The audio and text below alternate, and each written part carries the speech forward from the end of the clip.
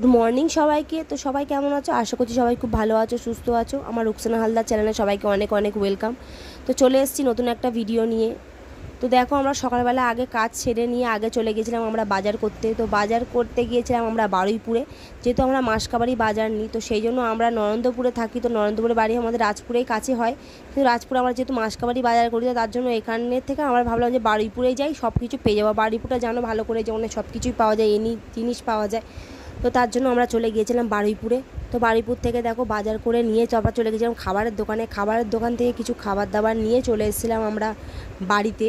বাড়িতে এসে দেখো কী কী বাজার করলাম আমি। এদিকে করেছিলাম তেল, চিনি, চা পাতা, মানে যা যা মাসকাবারি বাজার লাগে। আর কমফোর্টটা নিয়েছিলাম, কারণ এই বর্ষাকাল তো জামাকাপড় শুকাতে বহুত মানে মানে জামাকাপড় থেকে যেন কেমন একটা গন্ধ বেরোয়, যেন তার জন্য আমার কমফোর্টটা নেওয়া। তো কমফোর্টটা আমি ব্যবহার করছি 2-3 মাস হচ্ছে। তো তার মধ্যে আবার সামনের মাসে আমি কমফোর্টটা নিতে ভুলে গেছিলাম।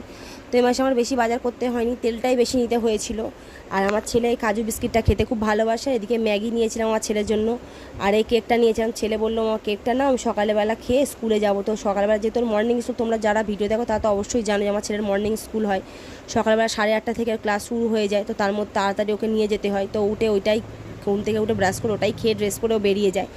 তো তারপর দেখো আমি বাজারগুলো তাড়াতাড়ি করে গুছিয়ে নিলাম, নিয়ে তারপর আমি কাজ সেরে চান টান করে আমি এদিকে মানে চালটা ধুয়ে ভেজাতে দিয়ে আমি ভাতের জলটা বসিয়ে দিয়েছিলাম। আর এদিকে মাংসটাও হচ্ছে, তার আগে আমার আলু সেদ্ধ করা হয়ে গেছিলো, তার তখনকার ভিডিওটা আমি নিতে পারিনি। তো তারপর রান্না করতে করতে তো দেখতে পেলাম যে আকাশ পুরো অন্ধকার করে এসছে।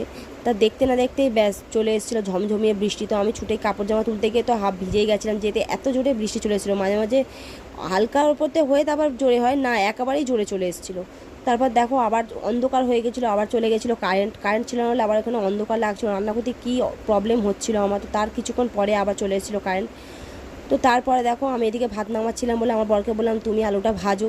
তো আমি ভাত নামানো হয়ে গেছে, তারপরে ভিডিওটা করলাম। তার জন্য দেখলাম কটা আলু আবার ভাজা হয়ে গেছিলো। তো ভাতটা যেহেতু নামাচ্ছিলাম আমি, তারপর বরকে বললাম যে তুমি ভাতটা দমে দাও। তো তার আগে ভাতটা দমে দেওয়ার আগে আমি মাংসটাকে ভালো করে ঠিকঠাক করে নিয়েছিলাম, মানে একটু ঝোল ঝোল মতো ছিল। তো সেটাকে আমি ভালো করে মেরে ফের একটু বিরিয়ানির মশলা দিয়ে আর একটু কষিয়ে নিয়ে তেলের ওপরে চলে এসেছিলো। তারপরে সেটাকে আমরা মানে বিরিয়ানিতে দিই। তো তোমরা কেমন কেমন করে বিরিয়ানি দমে দাও প্লিজ তোমরা কমেন্ট করে জানিয়ে। তো আমি তো এমনভাবেই দমে দিই।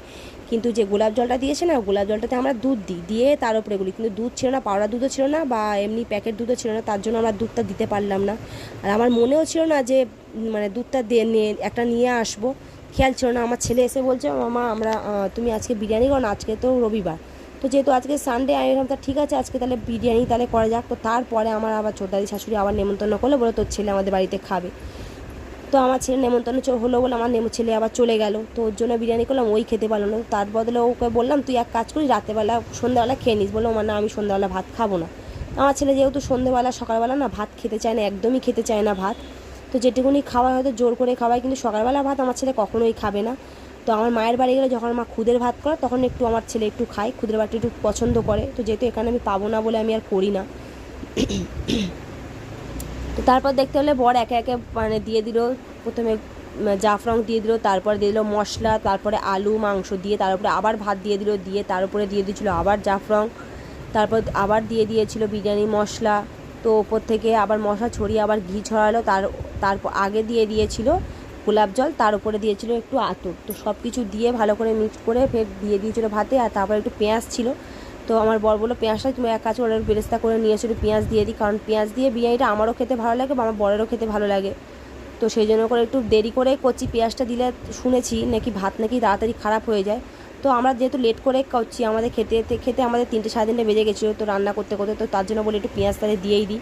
তারপরে দেখো সব রেডি হয়ে গিয়েছে, তারপরে দিয়ে দিয়েছিলাম একটু দমে, মিনিমাম 15 মিনিট তো দমে দিতে হয়, তারপরে দম উঠবে। দেখো আমাদের বিরিয়ানি পুরো রেডি।